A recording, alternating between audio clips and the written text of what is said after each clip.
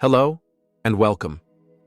Tonight, you're invited to drift away into a world long past, a time when days were measured by the quiet rhythm of nature and life moved slowly like the flow of a peaceful river. As you lay back, let your breath deepen and soften. In this calm space, I'll take you on a gentle journey to the rolling valleys and quiet villages of ancient China. We'll wander through golden fields, hear the rustling of silk robes, and follow the serene lives of people who lived many centuries ago. Let your mind relax. There's no rush here. Just soft stories, whispered through time, about how the ancient Chinese farmed, how they cooked their meals, and how they lived in harmony with the land. So close your eyes, and let's begin our journey. Imagine a valley wrapped in morning fog, the air still cool with dew. In the distance, you hear the faint chirp of crickets and the soft crow of a rooster greeting the dawn. This is where our journey begins. The ancient Chinese were deeply connected to the land.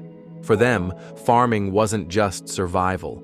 It was a sacred rhythm, a ritual shaped by the moon, the rain, and the wisdom passed from parent to child. Rice was their lifeblood in the south. In the north, it was wheat and millet. The fields were carefully terraced along the hills, following the shape of the earth like long flowing staircases. With their simple tools, wooden plows pulled by oxen, handheld hoes and baskets, they turned the soil with patience. They knew when to plant by watching the sky, the arrival of swallows, the scent of blooming plum blossoms, the rising of certain stars. All these were quiet signs. Spring was a time for renewal. Summer brought sweat and long days. Autumn, harvest, and winter, a time to mend, to rest, to sit by the fire and sip warm tea. The farmer's hands were rough but gentle.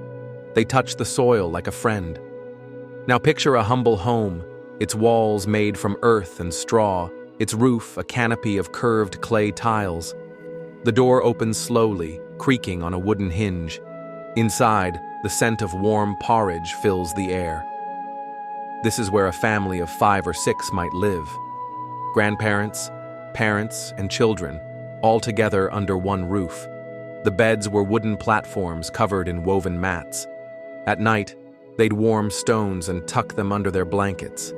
In the cold seasons, the Kang bed stove, a heated brick bed, kept the family warm. Meals were eaten together in silence or soft chatter. Children helped with small chores, like feeding chickens or fetching water from the well. Life was slow but never idle. Each day was a quiet pattern of caring and creating. In the evenings, lanterns flickered with gentle light. Grandmothers told old stories while fathers mended sandals. Outside, the wind whispered through bamboo groves, and above them, the stars watched over everything. In ancient China, cooking was a quiet celebration of what the earth gave. Early in the morning, mothers would stir rice in large clay pots. The fire crackled softly, sending warmth through the house. They used simple ingredients: fresh garlic, leeks, ginger, tofu, and green vegetables from the garden.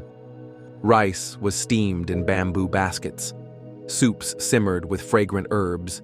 Dumplings were shaped with care, filled with mushrooms, greens, or pork, and laid in rows like tiny pillows. They used chopsticks made from bamboo, each pair shaped by hand. Spoons were carved from wood or fashioned from ceramic.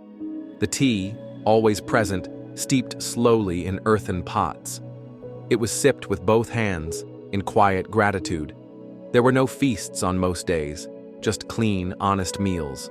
A bowl of congee, a steamed bun, some pickled vegetables. And yet, every bite was shared with reverence. A moment of calm in a hard-working day. Now picture a woman seated by a window, weaving cloth on a simple loom. The threads dance through her fingers as sunlight filters through a paper screen.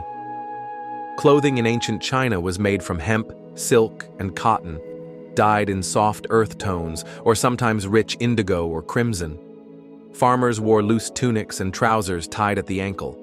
Children wore robes that were often passed down from siblings. Shoes were made of straw, sometimes lined with cloth. Hats kept off the sun, and in the winter, padded jackets warmed the soul. Even in modest homes, there was beauty. Small carvings, a favorite teacup, a hand-painted scroll. These weren't grand treasures, but gentle reminders of art and balance. People made paper from mulberry bark, brushes from rabbit fur, ink from pine soot. These humble tools created poetry and kept records of seasons, births, and blessings. As the seasons changed, so too did life's rhythms. Spring brought planting, summer, hard work, autumn, harvest, and winter, rest. Festivals marked the passing of time. The Lantern Festival lit the skies with glowing orbs. During the Dragon Boat Festival, people ate sticky rice wrapped in bamboo leaves.